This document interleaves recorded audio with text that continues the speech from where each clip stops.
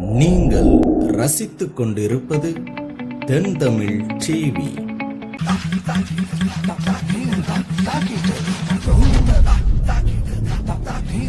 அக்னி குஞ்சொன்று கண்டேன். அதை அங்கொரு காட்டில் ஒரு புந்திடை வைத்தேன். வெந்து தணிந்தது காடு. தழல் வீரத்தில் குஞ்சென்றும் மூப்பென்றும் உண்டோ?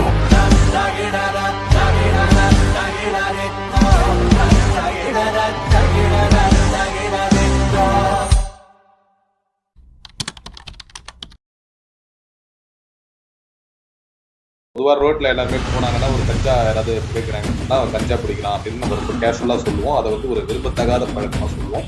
ஆனால் இந்த சிகரெட் பிடிக்கிறவங்க, இந்த சிகரெட் புகைக்கிறவங்க, அவங்க கஞ்சாவை விட 10 மடங்கு ஒரு கொடிய விஷயத்தை அவங்க பண்ணிட்டு இருக்காங்கன்றதை நம்ம உணர்றது இல்லை. தமிழை முதல்ல நம்ம நல்லா படிக்க ஆரம்பிச்சாலே முதல்ல இந்த இளைஞர்கள்லாம் இந்த மாதிரி பழக்கங்கள்ல இருந்து விடுபடுறதுக்கு மிகப்பெரிய பல குழந்தைகள் இப்ப என்னுடைய மருத்துவமனைக்கு வர்றவங்க கூட நிறைய பேஷன்ஸ் நாங்க சிறு குழந்தைகளுக்கு அந்த நோயின் ஆரம்ப அறிகுறியை கண்டுபிடிச்சோம். ஏன்னா அவங்க அதை புகைப்பிடிக்கணும்ன்ற அவசியம் இல்லை. இது மாதிரியான புகைப்பழக்கம் இருக்கவங்களுடைய புகையை அந்த குழந்தைகளோ அல்லது இந்த பழக்கம் இல்லாதவங்க சுவாசிச்சா கூட அவங்களுக்கு இது வரக்கூடிய வாய்ப்பு இருக்கு. சில குழந்தைகள் எல்லாம் கூட புற்றுநோயால பாதிக்கப்பட்டு என்ன காரணம் அப்படின்னு கேட்பாங்க. அதுக்கு மிக முக்கிய காரணமா அமையிறது இது மாதிரியான விஷயம் தான்.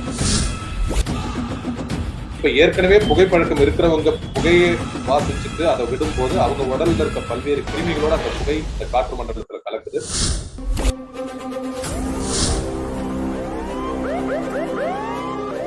அனைவருக்கும் இனிய அன்பான வணக்கத்தை தெரிவித்துக் கொள்கின்றேன்.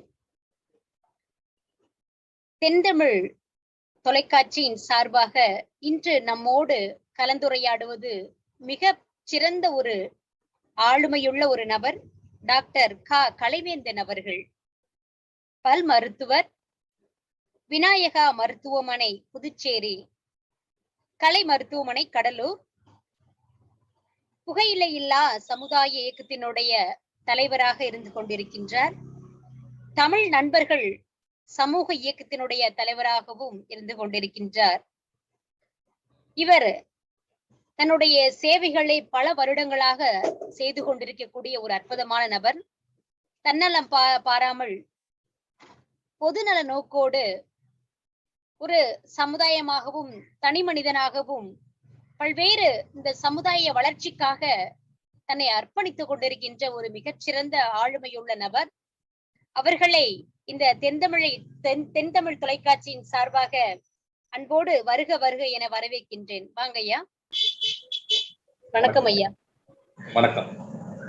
வணக்கம். என்னுடைய பெயர் கவிஞர் முனைவர் ஆயிஷா. காருண்யம் கல்வி அறக்கட்டளையோட நிறுவன தலைவரா இருக்கிற பல்லடத்துல. ஐயா, ஒரு புகையிலை இல்லா ஒரு சமுதாயத்தை கொண்டு போகணும் அப்படின்னு சொல்லி உங்களுடைய வாழ்க்கையை நீங்க வந்துட்டு அர்ப்பணிச்சுட்டு இருக்கிறீங்க அப்படின்னு சொல்லலாம். வாழ்த்துக்கள். இந்த புகையிலையினால் ஏற்படும் பாதிப்புகளை பத்தி சொல்லுங்க ஐயா.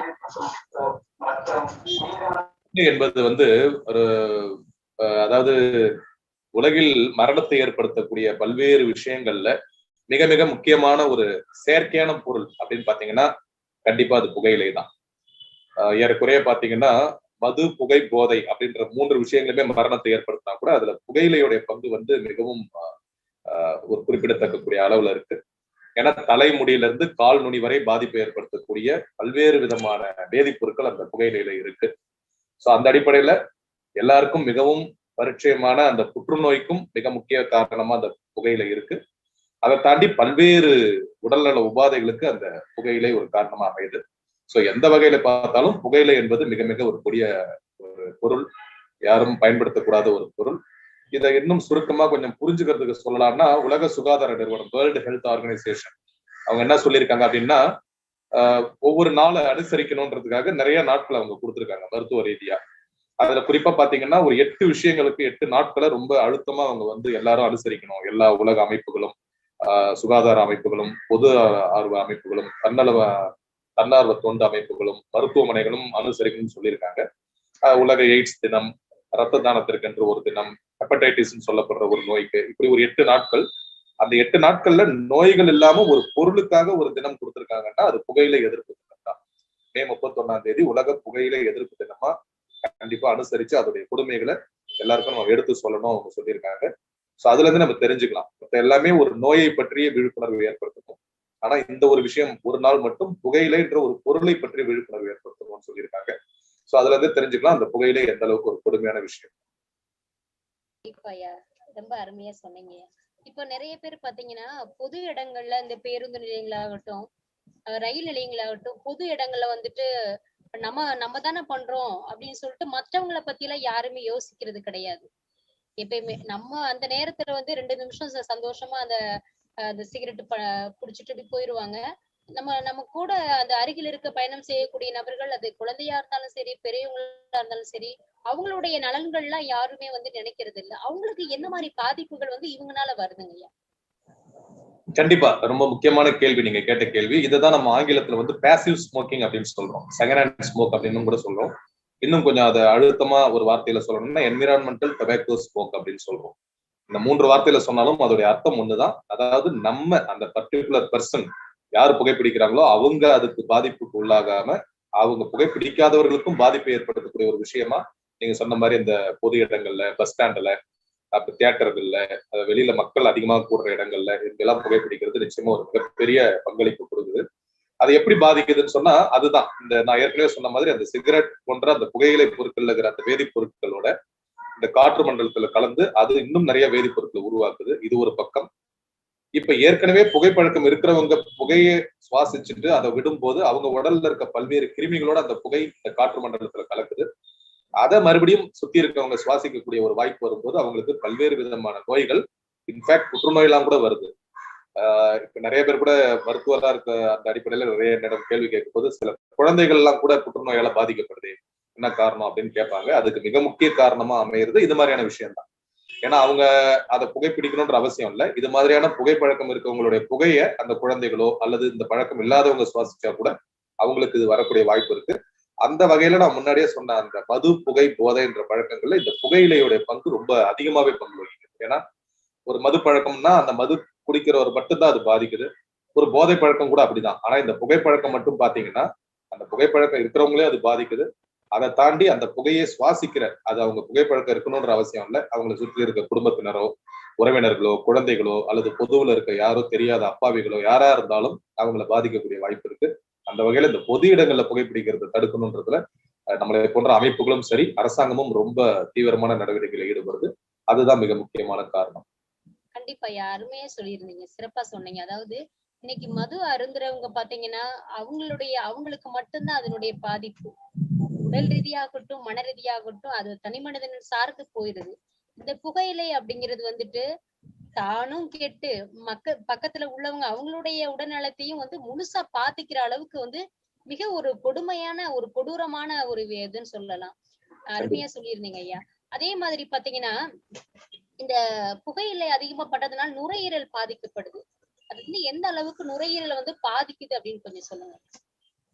நுரையீரலை பாதிக்கிறது என்பது ரொம்ப ரொம்ப ஏன்னா புகையிலையுடைய முக்கியமான ஒரு குறைபாடு அல்லது புகையிலையுடைய முக்கியமான நோய் எங்க நம்ம கண்டுபிடிக்கிறோம்னு சொன்னா நுரையீரல் பாதிப்பு தான். ஏன்னா புகைப்பழக்கம் என்பதே அந்த காற்றை சுவாசிக்கிறது தான். நம்ம இறைவனால் இந்த இயற்கையால் நம்ம உடம்புல படைக்கப்பட்டிருக்க ஒரு மிக முக்கியமான உறுப்பு இந்த நுரையீரல். நம்ம ராஜ உறுப்புகள் மொத்தம் 5 உறுப்புகளை சொல்றோம். இன்ஃபேக்ட் இந்த புகைப்பழக்கம் இந்த 5 உறுப்புகளுமே பாதிக்கக்கூடிய வாய்ப்பு இருந்தாலும் கூட இந்த நுரையீரலை பாதிக்குது.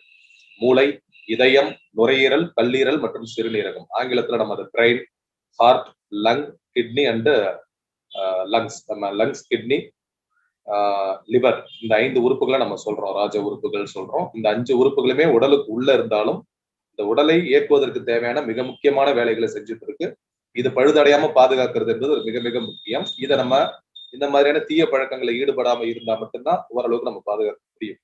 அதுல மிக முக்கியமா இந்த நுரையீரல் என்பது ரொம்ப ரொம்ப ஒரு பங்களிப்பு கொடுக்கக்கூடியது. இப்ப சமீப காலமா வந்துட்டு இந்த கொரோனா மாதிரியான வைரஸ் எல்லாம் கூட மெயினா அதை அட்டாக் பண்றதே இந்த நுரையீரல்ல தான். அதனாலதான் சுவாசத்துல வர்ற பிரச்சனைகள் எல்லாம் வருது இல்லையா? சோ அது மாதிரி இந்த புகைப்பழக்கம் இருக்கவங்க கண்டிப்பா அந்த புகையை சுவாசிக்கும் போது ஃபர்ஸ்ட் அது போய் அட்டாக் பண்ற இடம் அந்த நுரையீரல் தான். ஏன்னா நுரையீரல் தான் நல்ல காத்தையும் அந்த அசுத்தமான காத்தையும் பிரிக்கிற ஒரு இடமா செயல்படுது. அப்ப தெரிஞ்ச இந்த வேதிப்பொருட்கள் இருக்கிற அந்த சிகரெட் புகையை நம்ம அந்த நுரையீரலுக்குள்ள விடும்போது அது மிகப்பெரிய ஆபத்தை உருவாக்குது. ஸோ அதனால நுரையீரல் பிரச்சனைகள் வர்றதுக்கு நிறைய வாய்ப்புகள் இருக்கு. அதோடைய உச்சகட்டமா நுரையீரல் புற்றுநோய்.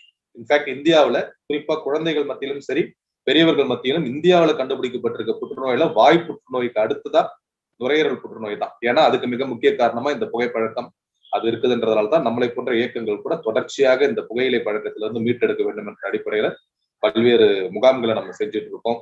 பல பேர் இந்த புகைப்பழக்கத்திலிருந்து மீட்டெடுத்திருக்கோம்.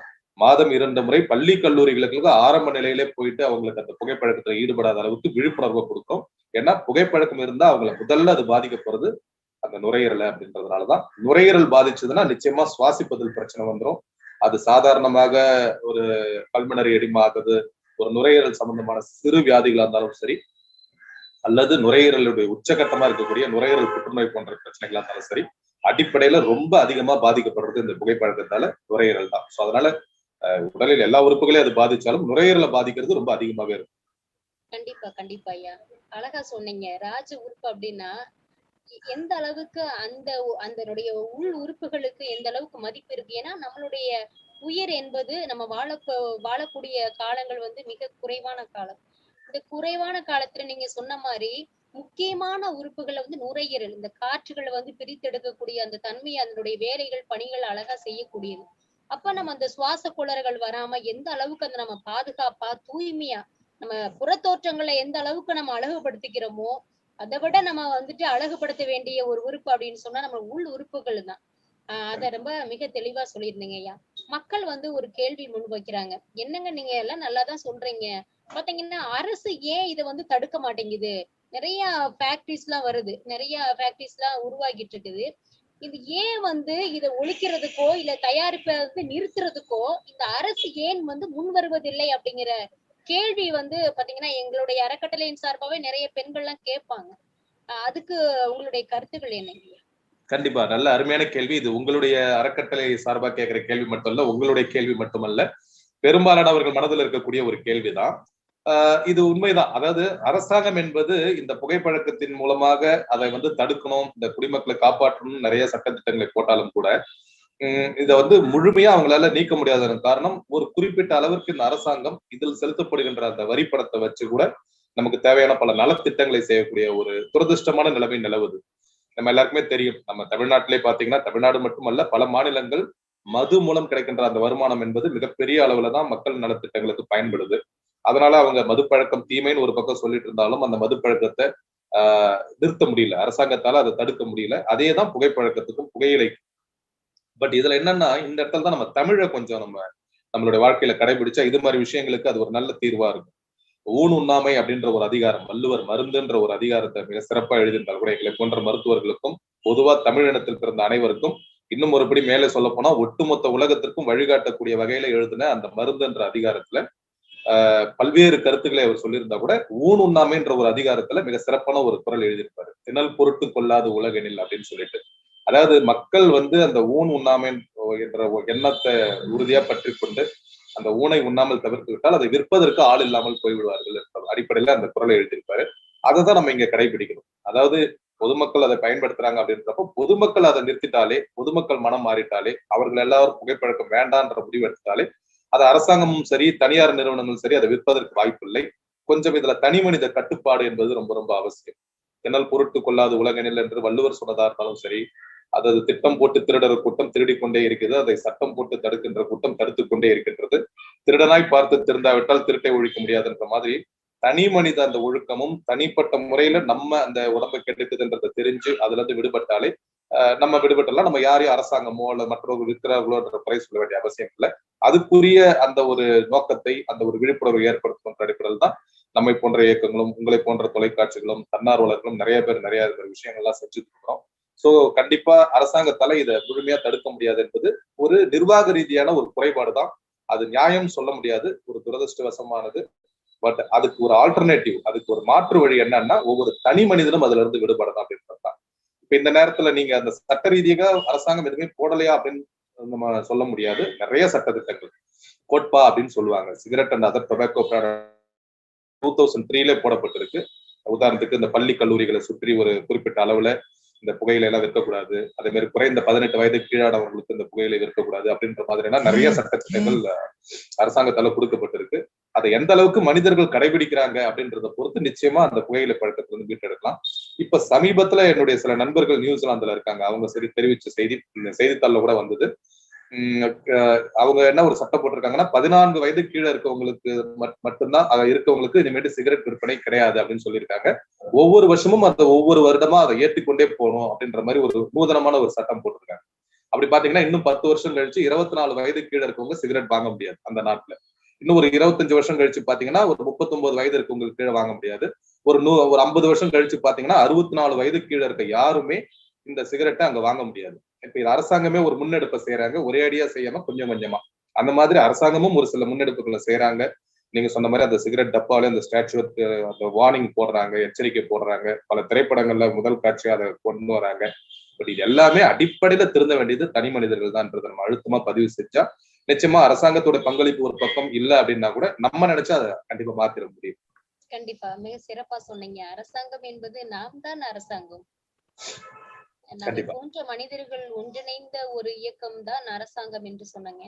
தனி மனித ஒழுக்கம் அப்படிங்கிறது ரொம்ப முக்கியம். அதாவது ஒரு விஷயத்த இது நல்லது இது கெட்டது அப்படிங்கிற ஒரு பகுத்து ஆராயக்கூடிய ஒரு தன்மை நம்ம மனிதர்கள்ட்ட இருக்குது. நீங்க சொன்ன மாதிரி இதை நான் நிறுத்துறேன் நான் நிறுத்துவேன்னு சொல்லி ஒவ்வொரு மனிதர்களுமே நிறுத்திட்டாங்க அப்படின்னா கண்டிப்பா அதனுடைய வரத்து வந்து குறைவாயிரும். இப்படி ஒரு மாற்று வழியை நம்ம வந்துட்டு பாக்கணும் அப்படின்னு சொல்லி அழகா சொல்லியிருந்தீங்க ஐயா. அது ஒவ்வொரு மனிதர்களும் அப்படி நினைக்கணும். கண்டிப்பா ஃபேக்டரி இருக்குது அங்க இருக்குது இங்க இருக்குன்னு சொல்றதை விட அது நம்ம ஒவ்வொரு மனிதர்களும் அந்த மாதிரி தனக்குத்தானே சுயமா அந்த கட்டுப்பாடுகள் வந்துருச்சு அப்படின்னாலே நிறைய மாற்றங்களை சமுதாயத்துல கொண்டு வர முடியும்னு சொல்றேன். மிக சிறப்பு ஐயா. அதே மாதிரி பாத்தீங்கன்னா வீட்டுல வந்துட்டு நிறைய புகைப்பிடிப்பாங்க, வீட்டுக்குள்ளேயே வந்து புகைப்பிடிப்பாங்க. பாத்தீங்கன்னா ஒரு 5 வயதிற்கு உட்பட்ட குழந்தைகள் வந்துட்டு கண்டிப்பா அது ரொம்ப அது தொந்தரவு கொடுக்கும். அது எந்த மாதிரி எல்லாம் அந்த குழந்தைகளுக்கு வந்து அந்த பாதிப்பை ஏற்படுத்துதுங்க ஐயா? கண்டிப்பா குழந்தைங்களுக்கு நான் முதல்ல சொல்லியிருந்தேன் இல்லையா, அந்த பேசிவ் ஸ்மோக்கிங் அதுதான் குறிப்பா குழந்தைகளுக்கு சிறிய பிரச்சனைகள் இருக்கு. அந்த சளி போன்ற பிரச்சனைகளா இருந்தாலும் சரி, அல்லது பெரிய அளவுல குழந்தைகளுக்கு வரக்கூடிய அந்த புற்றுநோயா இருந்தாலும் சரி, இந்த புகைப்பழக்கம் இருக்கிறவங்களுடைய அந்த அருகாமை என்பது அவர்களுக்கு மிகப்பெரிய ஒரு ஆபத்தா இருக்கு. பல குழந்தைகள் இப்ப என்னுடைய மருத்துவமனைக்கு வர்றவங்க கூட நிறைய பேஷண்ட்ஸ் நாங்க சிறு குழந்தைகளுக்கே அந்த புற்றுநோயின் ஆரம்ப அறிகுறியை கண்டுபிடிக்கிறோம். அவங்களை கேட்கும் போது குழந்தைக்கு என்ன பழக்கம் இருக்க போகுது, அது எந்த கெட்ட பழக்கம் வச்சிருக்கிறதுல. பட் நம்ம ஆராய்ச்சி பண்ணி பார்க்கும்போது இந்த மாதிரி இந்த பக்கத்துல முழு நேரம் புகைப்பிடிச்சுட்டே இருக்கிறவங்களுடைய பக்கத்துல அவங்களோட வீடு இருக்கிறது, அதே மாதிரி அவங்க வீட்டிலே யாராவது வயதானவர்கள் தொடர்ச்சியா அந்த குழந்தை படுத்துட்டு இருக்க இடத்தாண்டே புகைப்பிடிக்கிறது, இந்த மாதிரியான விஷயங்கள்லாம் கொஞ்சம் அதுக்கு ஒரு காரணமா அமையுது. சோ குழந்தைகளுக்கு அது மிகப்பெரிய பாதிப்பை ஏற்படுத்துது. ஏன்னா பெரியவங்களை விட குழந்தைங்களோட நுரையீரல் ரொம்ப சாஃப்டா இருக்கும், ரொம்ப ஒரு பிளெக்சிபிளா இருக்கும். அந்த நேரத்துல அந்த குழந்தைகளுடைய பிஞ்சு இதயங்களை பிஞ்சு நுரையீரலை இந்த புகைப்பழக்கம் அதால வருகின்ற குறிப்பா இந்த பேசிவ் ஸ்மோக்கிங்கால குழந்தையே ஸ்மோக் பண்றதுன்றதை தாண்டி இப்ப மற்றவர்களுடைய அந்த புகையை போகும்போது அது இன்னும் ரொம்ப வீரியமா கிட்டத்தட்ட 4000 வேதிப்பொருட்கள் அதுல இருக்கு. புகைப்பழக்கம் பயன்படுத்திட்டு அவங்க அந்த புகை விடுகின்ற புகையில அது காற்று மண்டலத்துல ஏற்கனவே இருக்கிற பல்வேறு விதமான வேதிப்பொருட்களோட கலக்கும் போது அது இன்னும் பல மடங்கு ஆகுது. மொத்தத்துல பல காம்பினேஷன்ஸ்ல ஒரு 60,000 கெமிக்கல்ஸ் ஏறக்குறைய அதுல வந்ததா இப்போ அறிவியல் ஆராய்ச்சி கண்டுபிடிச்சிருக்காங்க. சோ அத்தனை கெமிக்கல்ஸுமே அந்த குழந்தையோட நுரையீரலுக்கு போகும்போது அது மிகப்பெரிய பாதிப்பை ஏற்படுத்துது.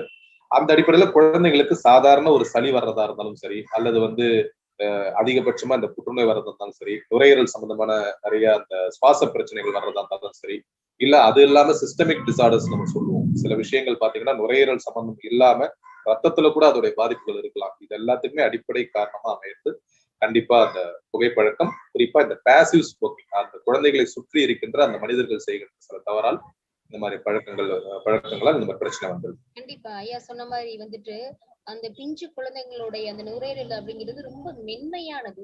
அப்போ ஒவ்வொரு வீட்டுல இருக்கக்கூடிய இந்த புகைப்பிடிக்கக்கூடிய மனிதர்கள் நினைக்கணும், நம்மனால வந்துட்டு நம்ம சந்ததிகள் நம்ம நல்லா வாழணும், ஆரோக்கியமா வாழணும், நல்லா இருக்கணும்னு தான் நம்ம நினைக்கிறோம். அப்படி நல்லா இருக்கணும்னு நினைக்கிற இடத்துல இந்த மாதிரிலாம் நம்ம தவறு பண்றோமே அப்படின்னு சொல்லி அவங்க வந்து நினைச்சு பார்க்கணும். நம்மனால நம்மளுடைய குழந்தைங்களுடைய உடல் நலம் பாதிக்குது, இதனால உள்ள பின் விளைவுகள் நீங்க சொன்ன மாதிரி நீங்க நிறைய வந்து நபர்களை நீங்க பாப்பீங்க. குழந்தைங்களை பாக்குறப்ப சே இந்த குழந்தைங்க இவ்வளவு பாதிப்பா அப்படின்னு.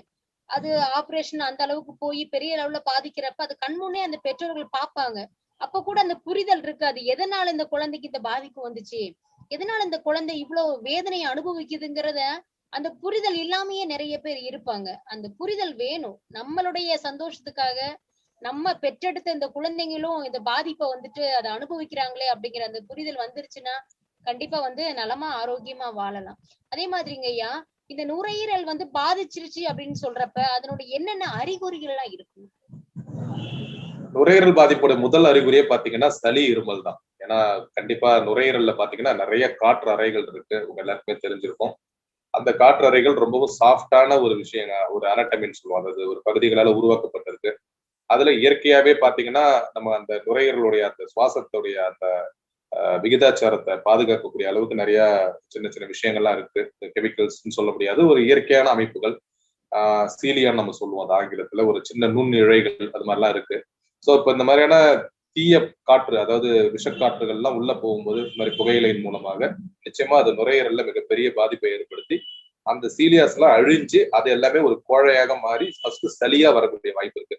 அதனாலதான் பெரியவங்களை கூட பாத்தீங்கன்னா முதல் முறையா இந்த புகைப்பழக்கத்துக்கு ஆளானவங்களா தொடர்ச்சியா இருமிட்டு இருக்கிறதுலாம் காரணம் அதுதான். அது நுரையீரலுடைய அந்த முதல் படிநிலை. அதுக்கப்புறம் பாத்தீங்கன்னா அந்த நுரையீரல் அதிகமா பாதிக்கப்படும் போது தொடர்ச்சியான இருமல் அந்த குழந்தைகளுக்கு வர வாய்ப்பு இருக்கு. அதன் மூலமாக பின்னாடி அவங்களுக்கு கொஞ்சம் நாள் ஆகும் பொழுது அவங்களுடைய அந்த சுவாசத்தை எடுக்கக்கூடிய அந்த பிரீத்திங் ப்ராப்ளம்ஸ் நம்ம சொல்லுவோம் ஆங்கிலத்துல, அந்த எந்த அளவுக்கு சுவாசிக்கிறாங்கன்றதுல மிகப்பெரிய பிரச்சனை வரும். அதன் பிறகு அதுக்கு அடுத்த கட்டமாக நான் முன்பே சொன்ன மாதிரி சிஸ்டமிக் டிசார்டர்ஸ், அது அவங்க ரத்தத்தை பாதிக்கலாம், எலும்பை பாதிக்கலாம், அவங்களோட உடம்புல இருக்க எந்த சிஸ்டத்தை வேணாலும் அது பாதிக்கலாம். அந்த மாதிரியான பிரச்சனைகள் அதோடைய உச்சகட்டமா நான் சொன்ன மாதிரியான இந்த புற்றுநோய் போன்ற மிக ஆபத்தை விளைவிக்கக்கூடிய, மரணத்தை ஏற்படுத்தக்கூடிய பிரச்சனைகள் கூட வரலாம். ஆரம்ப அறிகுறின்னு பாத்தீங்கன்னா ஒரு குழந்தை தொடர்ச்சியா ஒரு சளி, இருமல் இருந்துட்டு இருக்கு அப்படின்னு சொன்னா இந்த புகைப்பழக்கத்தால அது வந்துதான் எப்படி கண்டுபிடிக்கலாம்னா, அந்த ஜெனரல் டெஸ்ட் எடுக்கும்போது அதுல எந்த பிரச்சனையும் இல்லை அப்படின்றப்ப நிச்சயமா இது ஒரு காரணமா இருக்கலாம் அப்படின்றத நம்ம முன்கூட்டியே தெரிஞ்சுக்கலாம். சளி இருந்துட்டே இருக்கிறப்ப ஒரு ஒரு பதட்டம் வரும், என்னடா அப்படின்னு. அதாவது நினைப்பாங்க சில பேர், நீங்க சொன்ன மாதிரி வீட்டுல யாரும் புகைப்பிடிக்க இருக்க மாட்டாங்க. பக்கத்துல உள்ளவங்களோ இல்ல வேற யாராவது பாத்தீங்கன்னா அவங்களுக்கு முன்னாடியே நிறைய புகைப்பிடிக்கிறப்ப அது கொஞ்சம் கொஞ்சமா பாதிச்சு மிகப்பெரிய பாதிப்புல கொண்டு போய் விட்டுரும். அது ரொம்ப ஒரு கஷ்டமானதுதான். அதே மாதிரியா இந்த புகையில இருக்கக்கூடிய இந்த நிக்கோடின் என்று சொல்லக்கூடியது அந்த இருதயத்தை எந்த அளவுக்கு பாதிப்பு ஏற்படுத்துது? புகையில இருக்கிறது ஆக்சுவலா இருதயம் அப்படின்னு தனிப்பட்ட முறையில சொல்ல முடியாது. நான் முன்னாடியே சொன்ன மாதிரி புகைப்பழக்கத்தை பொறுத்தவரை அது எந்த உறுப்புகளை வேணாலும் பாதிக்கலாம். நிக்கோட்டின்ன்றது மெயினா ரத்தத்துல கலக்கிறதுக்கு இந்த நுரையீரலோட பங்களிப்பு தான் மிக முக்கியம். அது ஆக்சுவலா பாத்தீங்கன்னா நிக்கோட்டினா அப்படின்றது தான் அந்த புகையிலுடைய தாவரவியல் பேரே தொடங்குது. அதுல இருந்து அந்த நிக்கோட்டின் என்ற பேரே, அது நிக்கோட்டின் என்ற கெமிக்கல் அதுல இருக்கிறதுனாலதான் நிக்கோட்டினா அப்படின்ற அந்த பேரே, அந்த தாவரவியல் பேரே அந்த புகையிலைக்கு வந்தது. அந்த நிக்கோட்டின்ன்றது ஒரு கஞ்சாவை விட ஒரு 10 மடங்கு அடிமைப்படுத்தக்கூடிய ஒரு பொருள் இந்த புகையிலேயே இருக்கு. இப்ப பொதுவா ரோட்ல எல்லாருமே போனாங்கன்னா ஒரு கஞ்சா யாராவது புகைக்கிறாங்கன்னு சொன்னா அவன் கஞ்சா பிடிக்கிறான் அப்படின்னு நம்ம ரொம்ப கேஷுவலா சொல்லுவோம். அதை ஒரு விரும்பத்தகாத பழக்கமா சொல்லுவோம். ஆனா இந்த சிகரெட் பிடிக்கிறவங்க, இந்த சிகரெட் புகைக்கிறவங்க, அவங்க கஞ்சாவை விட 10 மடங்கு ஒரு கொடிய விஷயத்த அவங்க பண்ணிட்டு இருக்காங்கன்றதை நம்ம உணர்றது இல்லை. அவங்களும் அதை உணர்றது இல்லை. ஆனா ஏன்னா அது ஒரு ஸ்டைலிஷ் ஒரு ஹேபிட் மாதிரி இருக்கிறதுனால அது பெருசா தெரியறது இல்லை. உண்மை என்னன்னா கஞ்சாவை விட 10 மடங்கு அடிமைப்படுத்தக்கூடிய ஒரு பொருள் தான் அந்த நிக்கோட்டின். அதனாலதான் அதுல இருந்து விடுபடுறதும் அவ்வளவு கஷ்டமா இருக்கு. அந்த நிக்கோட்டின் என்பது அந்த காற்றுல அவங்க இழுக்கும் போது அதன் மூலமாக அந்த ரத்தத்துல அது கலக்கும் போது, நான் இதுல இந்த நேரத்துல இன்னொரு முக்கியமான விஷயம் சொல்லணும். இப்ப நம்ம புகையிலைன்னு பேசுறது புகை வருகின்ற அந்த புகைப்பழக்கம் மட்டுமல்ல, வாயில் வைத்து மெல்லக்கூடிய புகையிலைக்கும் அது பொருந்தும். அது வெற்றலை பாக்குல சேர்த்து போடுற புகையிலையா இருந்தாலும் சரி, அல்லது இந்த மாணிக்சந்த், பான் பிராக், இந்த வட மாநிலத்தவர்கள்லாம் அந்த லாரி டிரைவர்ஸ், ஆட்டோ டிரைவர்ஸ் எல்லாம் பெருமளவு அதை பயன்படுத்துறாங்க, இந்த உதட்டுக்கு கீழே வைக்கிறது. அந்த புகையிலைக்கும் இது பொருந்தும். அது ரத்தத்தின் மூலமாக, எச்சிலின் மூலமாக உள்ளே சென்று அதன் மூலமாக அது கலந்துவிடும். இந்த நுரையீரல் மூலமா அந்த புகைப்பிடிக்கிறவங்களுக்கு டைரக்டாவே அது போய் காற்றின் மூலமா நுரையீரல்ல கலந்துருது. அந்த நுரையீரல்ல கலந்தவங்க நிக்கோட்டின் அந்த நுரையீரல் மூலமாக இழுக்கப்பட்டு ரத்தத்துல கலந்து அது மூளையை போய் சென்றடையும் போது அந்த நிக்கோட்டின் என்பது ஒரு எப்படி சொல்லணும்னா அது ஒரு உற்சாகத்தை ஏற்படுத்தக்கூடிய சில வேதிப்பொருட்களை மூளையில சுரக்க வைக்குது. அதனாலதான் நிறைய பேர் நீங்க கவனிக்கலாம், ரொம்ப ஒரு டென்ஷனா இருக்கும்போது ஒரு சிகரெட் பிடிக்கிற மாதிரி, சில திரைப்படங்கள்ல கூட அது மாதிரி காட்சிலாம் வைப்பாங்க. ரொம்ப ஒரு போலீஸ்காரங்க ஏதாவது ஒரு துப்பறியணும்னா ஒரு சிகரெட் பிடிக்கிற மாதிரி. இன்ஃபேக்ட் காலேஜ் ஸ்டூடெண்ட்ஸ் எல்லாம் கூட அப்படி படிக்கிற நேரத்துல ரொம்ப அப்படியே சிகரெட் பிடிச்சா ரொம்ப மூளை வேலை செய்யற மாதிரி இதெல்லாம் நம்ம பார்த்துருக்கலாம். இது காரணம் என்னன்னா அது ஒரு விதமான ஒரு வேதிப்பொருட்களை அங்க சுரக்க வைக்குது. ஆனா தவறான ஒரு பொருள் போயிட்டு அதை சுரக்க வைக்கிறதுன்றது அதுல மிக முக்கியமான ஒரு விஷயம் நம்ம தெரிஞ்சுக்க வேண்டியது. சோ அது ஒரு காலகட்டத்துல அந்த நுரையீரலோ அந்த மூளையோ அதுக்கு அடிக்ட் ஆயிடுது. ஒரு குறிப்பிட்ட நேரத்துல அந்த ஒரு பொருள் இல்லைன்னா அது வேணும் அப்படின்னு அந்த ரத்தத்துல அந்த அளவு குறையும் போது, நிக்கோட்டின் அளவு குறையும் போது திருப்பி அது வேணும் அப்படின்ற ஒரு அந்த அர்ஜ், நிக்கோட்டின் கிரேவிங்ஸ் நம்ம சொல்லுவோம் ஆங்கிலத்துல. அந்த அந்த வந்த உடனே தான் மறுபடியும் அவங்க இன்னொரு சிகரெட் அதை பத்த வைக்கிறாங்க. சோ இப்படிதான் அவங்க பாத்தீங்கன்னா கொஞ்சம் கொஞ்சமா அந்த பழக்கத்துக்கு அடிமையாகிறாங்க. சோ இந்த மாதிரி அந்த பழக்கத்துக்கு அடிமையாகும் போது ஒரு கட்டத்துல அவங்க செயின் ஸ்மோக்கர் அப்படின்னு சொல்லக்கூடிய அந்த ஒரு தொடர்ச்சியா சிகரெட் பிடிக்கக்கூடிய அந்த ஒரு மனநிலைக்கு அவங்க ஆளாகிறாங்க. அந்த மாதிரி இருக்கவங்களுக்கு தான் வெகு விரைவிலேயே அவங்களுக்கு வந்து அந்த புற்றுநோய் வரக்கூடிய வாய்ப்புகள்லாம் ரொம்ப அதிகமா இருக்கு. தலைமுடியில இருந்து கால் நுனி வரை பல்வேறு பாதிப்புகளை ஏற்படுத்தினாலும் அதோட உச்சகட்டமான பாதிப்பா இந்த புகையிலையோட பாதிப்பா நம்ம கருதுறது புற்றுநோய் தான். ஏன்னா இதுவரையிலே அதுக்கு ஒரு சரியான தீர்வு நம்ம முழுமையா கண்டுபிடிக்கலான்றதுனால அது ஒரு மரணத்தை கூட ஏற்படுத்தக்கூடிய வகையில அமையும். சோ இதுதான் அந்த நிக்கோட்டினோட பாதிப்பு. அந்த நிக்கோட்டின் அப்படின்ற ஒரு விஷயம் இல்லைன்னா கண்டிப்பா இந்த புகைப்பழக்கத்துல இருந்து விடுபடுறது ரொம்ப எளிமை, அடிமையாவாம இருக்கிறதும் எளிமை. இந்த நிக்கோட்டின் என்பதுதான் இத்தனை பேரை அடிமைப்படுத்தி வச்சிருக்கு. கண்டிப்பா. அதான் என்ன பண்றாங்கன்னா, இப்ப நீங்க சொன்ன மாதிரி அந்த பாக்கு எல்லா கடைகளையும் விற்கக்கூடிய அந்த பாக்க வந்துட்டு அது என்னமோ ஒரு பயங்கரமான ஒரு ரகசியமா அதை வச்சுட்டு என்ன பண்ணுவாங்க, அப்படியே அந்த பல்லுக்கு பக்கத்துல ஒதுக்கி வச்சிருப்பாங்க. உங்களுடைய அந்த புகைப்படங்கள் நீங்க வந்து பார்த்த அந்த நபர்களுடைய புகைப்படங்களை நான் பார்த்து ரொம்ப எனக்கு வியப்பா இருந்துச்சு. எவ்வளவு கொடூரமா இருக்கு பாத்தீங்கன்னா, அந்த புழுக்கள் உள்பட எல்லாமே வந்துட்டு உள்ள ஃபார்ம் ஆயிருது. அதெல்லாம் வந்துட்டு ரொம்ப கொடுமையான ஒரு விஷயம். இதெல்லாம் தெரிஞ்சுட்டுதான் அதை திரும்ப திரும்ப அதை இது பண்றாங்க. ஏன்னா நீங்க சொன்ன மாதிரி ஏதோ ஒரு விஷயம் ஒரு சுறுசுறுப்பை ஏற்படுத்துது, நல்லா இருக்குது, ஒரு ஆற்றலை தருது அப்படிங்கிற ஒரு மாய உலகத்துல போற மாதிரிதான் நினைக்கிறேன் நானு. அது நல்லதே பண்ணல, ஆனா நல்லது பண்ற மாதிரி ஒரு மாய அந்த இடத்துல வந்து தோற்றுவிக்குது. அது நீங்க சொன்ன மாதிரி கடைசியா எதுல போய் முடியுது அப்படின்னா மரணத்துல கொண்டு போய் முடியுது. அது வரைக்குமே அது அவங்க திருந்துறதுங்கிறது கிடையாது. அது ஒரு போதை பழக்கம் மாதிரி தான். இன்ஃபேக்ட் போதை பழக்கத்துக்கும் இதுக்கும் ஒரு பெரிய வித்தியாசம் கிடையாது. போதை பழக்கம் என்பது மன ரீதியாக பல்வேறு சிக்கல்களை ஏற்படுத்தும், மூளையில மட்டும் அதோடைய வேலைகளை தாக்கத்தை காட்டும். இன்ஃபேக்ட் அதை விட இது ரொம்ப கொடுமையானது. புகைப்பழக்கம் என்பது உடல் ரீதியாகவும், அதனால்தான் நான் பொதுவா சொல்றேன், இப்ப வேர்ல்டு ஹெல்த் ஆர்கனைசேஷன் சொல்லிட்டு உலக சுகாதார நிறுவனம் தலைமையிடம் ஜெனீவால இருக்கு. அவங்க ஹெல்த் அப்படின்றது எப்படி டிஃபைன் பண்றாங்கன்னா, it is a state of physical, mental, social well-being, not merely an absence of disease or infirmity அப்படின்னு நம்ம ஆங்கிலத்துல சொல்லுவோம். அதாவது ஒருத்தவங்க நல்லா இருக்காங்க அப்படின்னு சொல்லணும்னா அவங்களுக்கு அடிப்படையில உடல் நல ரீதியாக, மனநல ரீதியாக, சமூக ரீதியாக அவங்க நலமா இருக்கணும். வெறும் எந்த நோயும் இல்லைன்றதுனாலயோ அல்லது உடலில் எந்த குறைபாடும் இல்லை என்பதனாலயோ ஒருத்தவங்க நலமா இருக்கான்னு சொல்லிட முடியாது. எவன் ஒருவன் உடல் நல ரீதியாக, மனநல ரீதியாக, சமூக ரீதியாக நலமா இருக்காங்களோ அவங்களதான் நலமா இருக்காங்கன்னு சொல்ல முடியும்.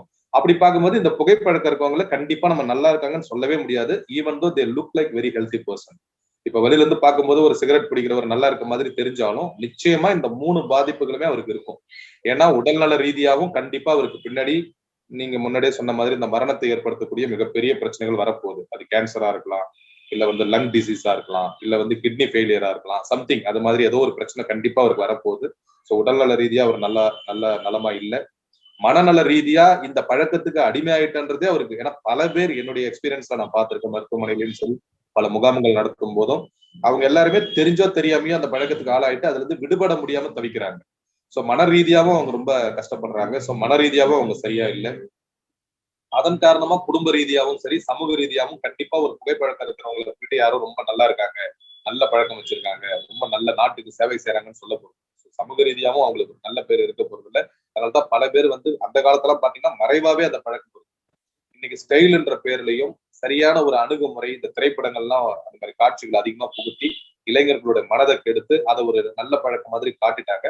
பட் இப்ப நம்மள மாதிரி இயக்கங்களில் முன்னெடுக்கிறதுனால கொஞ்சம் கொஞ்சமா இந்த பழக்கங்கள்லாம் குறைஞ்சிட்டு வருது. இருந்தாலும் இன்னும் அந்த முழுமையான அளவுல அந்த சமூக ரீதியா அது வந்து ஒரு அங்கீகரிக்கப்படாத ஒரு பழக்கம் தான். சோ அப்படி இருக்கும்போது சமூக ரீதியாகவும் அவங்க நல்லா இல்லை. அப்படி இருக்கும்போது உடல்நல ரீதியாக, மனநல ரீதியாக, சமூக ரீதியாக பாதிக்கக்கூடிய இந்த ஒரு பழக்கம். அதனால நிச்சயமா அவங்க ஒரு நலமாக இருக்காங்கன்னு நம்ம சொல்லவே முடியாது. அதனால ஹெல்த்தி பர்சன் அவங்க இருக்க வாய்ப்பே இல்லை. கண்டிப்பா ரொம்ப சிறப்பா சொல்லியிருந்தீங்க.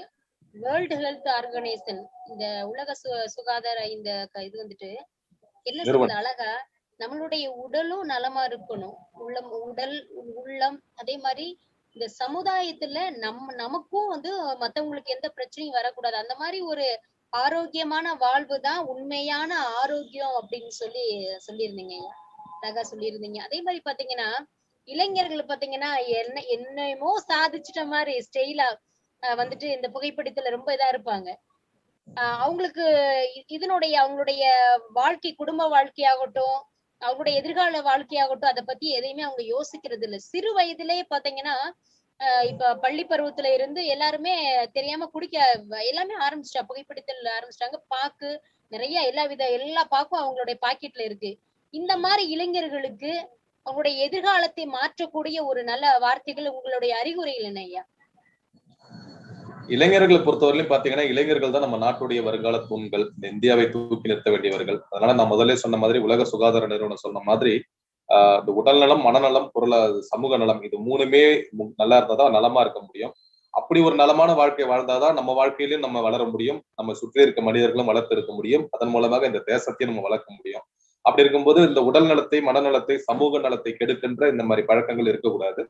சோ கண்டிப்பா ஆரம்பத்துல இருந்தே இதுல நான் அடிக்கடி பல மேடைகள்லும் பேசும்போதும் சரி, இது போன்ற தொலைக்காட்சி நிகழ்ச்சிகளும் சொல்ற விஷயம், இந்த இளைஞர்கள் குறிப்பா சிறு வயதுல இந்த பள்ளிக்கூடத்துல இருக்கவங்க இந்த பழக்கத்துக்கு ஆளாவதுக்கு மிக முக்கியமான காரணம் தீ நட்பு தான்.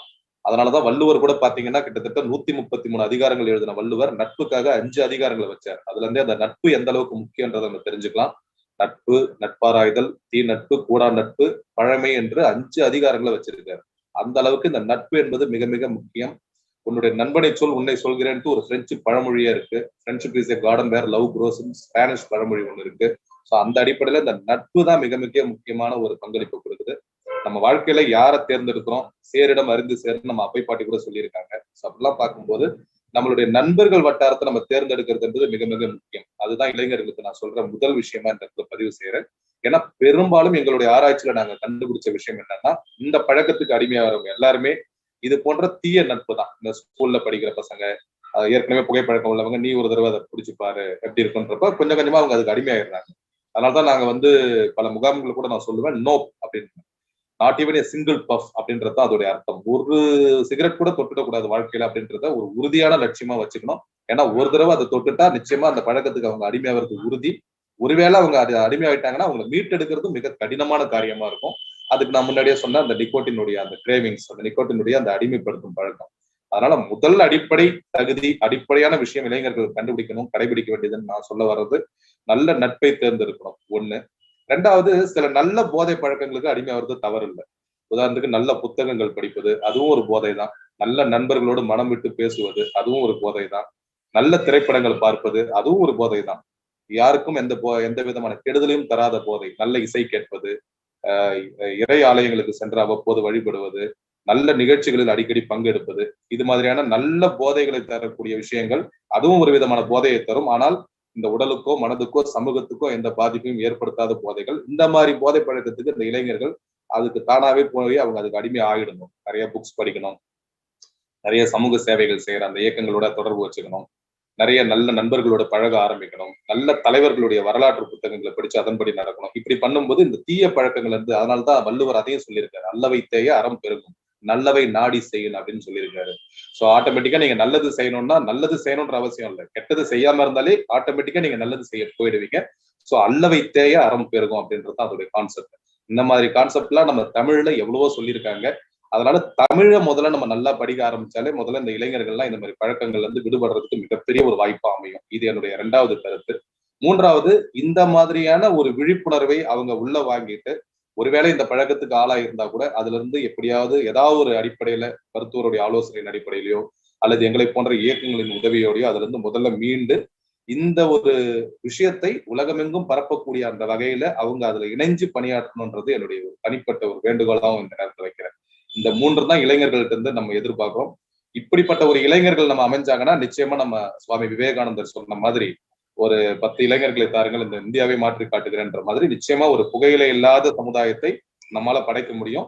அப்படி ஒரு புகையிலை இல்லாத சமுதாயத்தை படைக்கும் போது அது கண்டிப்பா ஒரு புற்றுநோய் இல்லாத சமுதாயத்தையும் உருவாக்கும். ஏன்னா புற்றுநோயும் புகையிலையும் நகமும் சதையும் போல, கண்ணும் இமையும் போல. அதனால கண்டிப்பா புகையிலையை நம்ம ஒழித்தாலே புற்றுநோய் என்ற ஒரு மாறும் கொடிய அரக்கனிடமிருந்து நம்ம மீட்டெடுக்கக்கூடிய ஒரு மிகப்பெரிய வாய்ப்பா அமையும். அதை இளம் வயதுல இருந்தே, சிறு குழந்தைகள்ல இருந்தே ஆரம்பிக்கணும்ன்ற அடிப்படையில தான் நம்மளுடைய இயக்கமும் தொடர்ச்சியா செயல்படுது. அரசாங்கமும் பல்வேறு கருத்துக்களை சொல்லுது. சோ இளைஞர்கள் மிக முக்கியமா முன்னெடுக்க வேண்டிய 3 விஷயங்கள் இதுதான். நல்ல நட்பு, நல்ல போதைகளுக்கு அடிமையாவது, இந்த நல்ல நட்பையும் நல்ல போதைகளையும் நமக்கு நாளும் பல வகையில் கற்றுக் கொடுத்திருக்கின்ற இந்த தமிழ் மொழியினுடைய சாரத்தை உணர்ந்து அதன்படி நடந்து எங்களை போன்ற இயக்கங்களோடு உறுதுணையாக இருப்பது. இது 3 செஞ்சாலே போதும். கண்டிப்பா அழகா சொல்லிருந்தீங்க. போதையோடு இருக்க கூடாதுன்னு நாங்க சொல்லல. அது எந்த மாதிரி போதைங்கிறது நீங்க எடுத்துக்கிறணும். அறிவு சார்ந்த போதை. ரொம்ப சிறப்பான வரி. அந்த வரி எனக்கு ரொம்ப பிடிச்சிருந்துச்சு. போதைதான். இனி நல்ல நூல்களை வந்து கற்றுக்கொள்ளுங்க. நல்ல திறமைகளை வளர்த்துக்கங்க. அந்த மிகப்பெரிய ஜாம்பவான் சாதனை படைத்த அந்த சாதனை மனிதர்களுடைய வரலாற்று பக்கங்களை திருப்பி பாருங்க. நாளைக்கு வந்து உங்களுடைய வரலாற்றை வந்து இன்னொருத்தவங்க படிக்கணும். அந்த வகையில நீங்க உங்களுடைய அறிவுத்திறன்களை வளர்த்துக்கிறணும். அதுல நீங்க போதையா இருங்க. இந்த போதை உங்களுக்கு வேண்டாம். நட்பை பத்தி மிக சிறப்பா சொன்னீங்க ஐயா. அதாவது ஒரு மனிதனுடைய நீ யாரு, உன்னுடைய குணநலங்கள் என்ன அப்படிங்கிறத உன்னுடைய நண்பர் யாரு, அவங்களுடைய பெயரை சொல்லுன்னு கேட்டாலே நம்ம எப்படிப்பட்டவங்கன்னு அவங்க வந்துட்டு கண்டிப்பா தெரிஞ்சுக்கிடுவாங்க. அந்த வகையில நட்பனுடைய ஆழத்தை வந்து ரொம்ப சிறப்பா சொல்லியிருந்தீங்க. ஒரு மனிதன் வந்து கெட்டு போறதும் அவங்க நல்லா வாழ்றதும் யார் கையில இருக்குன்னு சொன்னா முக்கியமா அதிக பங்குன்னு சொன்னா இந்த நண்பர்கள் தான். ஏன்னா நண்பர்கள் கூட தான் நிறைய விஷயங்களை வந்து அவங்க பகிர்ந்துக்கிறாங்க. நல்லது கெட்டது. அந்த வாழ்க்கையோடைய நல்ல வழிக்கு போறதும் அவங்களுடைய தவறான வழிக்கு போறதும் பாத்தீங்கன்னா அந்த நண்பர்களுடைய சில நேரம் அந்த பேச்சுக்களா தான் இருக்கும், அந்த செயல்களா தான் இருக்கும். அதுல இருந்து நம்ம மீண்டு வந்தாலே போதும். சரியான பாதை நமக்கு கிடைச்சிருச்சுன்னா வாழ்க்கையில கடைசி வரைக்கும் இந்த வரலாற்று நாயகன் மாதிரி நம்மளும் வந்து வரலாற்றுல மிக சிறந்த நாயகியாக வலம் வரலாம்னு சொல்லலாம். அதே மாதிரி பாத்தீங்கன்னா பெண்கள் வந்து இப்போ புகையில வந்துட்டு நிறைய எல்லாம் அந்த எங்களுடைய மாவட்டம் திருப்பூர் மாவட்டம். இத நான் இந்த அவையில ஏன் நான் பதிவு பண்றேன் அப்படின்னா இது வந்து அந்தரங்கமா இல்ல வெளிப்படையாவே நடக்குது. பாத்தீங்கன்னா அவ்வளவு அழகா நல்லா படிச்சவங்களா இருப்பாங்க, பார்த்தா அவ்வளவு ஒரு நாகரிகமா இருப்பாங்க. ஆனா இந்த வேலையெல்லாம் செய்யறாங்க. அதை பாக்குறப்ப ரொம்ப மனசு வலிக்கும். ஏன் இப்படி எல்லாம் பண்றாங்க அப்படின்னு. அழகா இந்த கையில வந்து அந்த பாக்க போட்டுட்டு ஓப்பனாவே அது பண்ணிட்டு போறாங்க. இதனால அவருடைய உடல் ரீதியா ஏற்படக்கூடிய பாதிப்புகள் மற்றும் பின் விளைவுகள் எல்லாம் என்னன்னு சொல்லுங்க ஐயா. கண்டிப்பா கண்டிப்பா நிறைய பெண்களுக்கு வந்து இந்த உங்களுடைய வார்த்தைகள் வந்து நிறைய பெண்களுடைய வழிக்கு மாற்றங்களை ஏற்படுத்தும். கண்டிப்பா கண்டிப்பா கண்டிப்பா நம்ம நிகழ்ச்சியில நம்ம நிறைய பேசிட்டு இருக்கோம். அந்த அடிப்படையில கண்டிப்பா புகையிலை நான் முதல்ல ஒரே வரியில சொல்லியிருந்தா கூட இன்னும் கொஞ்சம் விளக்கமா நீங்க கேக்குறீங்க. குறிப்பா பெண்களுக்கும் எப்படி அந்த பாதிப்பை ஏற்படுத்தணும்ன்ற மாதிரி நம்ம சொல்ல வேண்டிய கட்டாயம் இருக்கு. ஏன்னா உண்மைதான். ஏன்னா நாங்க எங்களுடைய இயக்கத்தின் சார்பாக சில நிகழ்ச்சிகள்லாம் பெங்களூர் போன்ற மாநகரங்கள் நடத்தும் பொழுது அங்க இந்த மாதிரியான கவுன்சிலிங், அதாவது பாதிக்கப்பட்டவங்களை வந்து என்ன சந்திச்சு இது எப்படி விடுபடுறதுன்னு போது அவங்களுக்கும் அதுல வரக்கூடியவங்க ஒரு சில பெண்களாவும் இருக்காங்க. அது ஒரு வகையில நமக்கு அதிர்ச்சியா இருந்தாலும் ஒரு வகையில சந்தோஷம் தான். ஏன்னா அவங்க அதுல இருந்து மீளணும் அப்படின்ற எண்ணம் அவங்களுக்கு இருக்கு அப்படின்றதுதான். சோ அப்படி அவங்க அதுல இருந்து மீளும் போது நிச்சயமா அவங்க வந்து நம்மளுடைய ஒரு அந்த அமைப்புக்கு ஒரு பக்கபலமாவும் இருப்பாங்கன்றது ஒரு வகையில ஆனந்தமா இருந்தாலும், ஆனா இவ்வளவு விஷயங்களை செய்யக்கூடிய இந்த ஒரு தீய பழக்கத்துக்கு ஆண்கள் அடிமையாகிறது மாதிரி பெண்கள் அடிமையாகிறாங்களேன்றது நினைக்கும் போது சற்று வருத்தமா தான் இருக்கு. இப்போ நீங்க சொன்ன மாதிரி இப்பெல்லாம் வந்து முதல்ல மறைவா இருந்தது, இப்ப வெளிப்படையாகவே எல்லாருமே செய்யக்கூடிய ஒரு சூழ்நிலை வந்துருச்சு. அதனால கண்டிப்பா பெண்கள் இதுல ரொம்ப உஷாரா இருக்கணும், எச்சரிக்கையா இருக்கணும். ஆண்களுக்கு நான் எப்படி இந்த நட்பை சொன்னனோ அதேதான் பெண்களுக்கும். குறிப்பா இந்த விஷயம் தலைமுடியில இருந்து கால் நுனி வரைன்னு சொன்னா கூட பல வகையில, இப்போ உதாரணத்துக்கு இப்படி சொல்லணும்னா நான் சொன்ன அந்த ராஜ உறுப்புகளை பாதிக்கும், நுரையீரலை பாதிக்கும், புற்றுநோய்ன்ற ஒரு மிகப்பெரிய அந்த நோயை வர வைக்கும், தலைமுடி கொட்டுறதுல இருந்து, நகங்கள் உடையறதுல இருந்து, சுவாச பிரச்சனை வர்றதுல இருந்து, இதயம் அடைப்புகள் ஏற்படுறதுல இருந்து, ஸ்ட்ரோக் அப்படின்னு சொல்லப்படுற அந்த பக்கவாதத்துல இருந்து, இது எல்லாமே ஆணுக்கும் சரி பெண்ணுக்கும் சரி கண்டிப்பா இது வரும். பெண்ணுக்கு குறிப்பா தனிப்பட்ட முறையில இது கூட சேர்ந்து என்ன வரும்னா அந்த மலட்டுத்தன்மை நம்ம சொல்றோம். அது வந்து கண்டிப்பா இந்த பெண்களுக்கு நிச்சயமான ஒரு பாதிப்பை ஏற்படுத்தும், அது ஆண்களுக்கும் ஏற்படுத்தும். குறிப்பா நம்ம எல்லாருமே சொல்றோம் ஆண்மை குறைவு அப்படின்றதுக்கு மிக முக்கியமான காரணமா இருக்கிறது இந்த புகைப்பழக்கமாவும் இருக்கு. அது வந்து பல வகையில பாதிப்பை ஏற்படுத்துது. இன்ஃபர்டிலிட்டின்னு நம்ம சொல்றோம். அதாவது அந்த ஒரு அடுத்த சந்ததியை உருவாக்க முடியாத அளவுக்கு கூட பாதிப்புகளை இந்த புகைப்பழக்கம் ஏற்படுத்துது. அது ஆண்களுக்கு ஒரு வகையிலன்னா பெண்களுக்கு அந்த கருப்பையில் ஏற்படுகின்ற பல்வேறு பிரச்சனைகளுக்கு காரணமாகவும் இது அமையுது. ஒருவேளை புகைப்பழக்கம் இருந்து அந்த பெண் ஒரு குழந்தைக்கு பால் ஊட்டும் போது அந்த புகைப்பழக்கம் இருக்கின்ற அந்த பெண்ணுடைய அந்த வேதிப்பொருட்கள் எல்லாமே அந்த குழந்தைக்கு மறைமுகமாக திணிக்கப்படுகின்றது. அதுதான் நான் முன்னாடியே சொன்ன மாதிரி அந்த பேசிவ் ஸ்மோக்கிங் அடிப்படையில அவர்களுக்கும் அது புற்றுநோய் வர வைக்குது. சோ கண்டிப்பா ஒரு தலைமுறையே பாதிக்கக்கூடும்.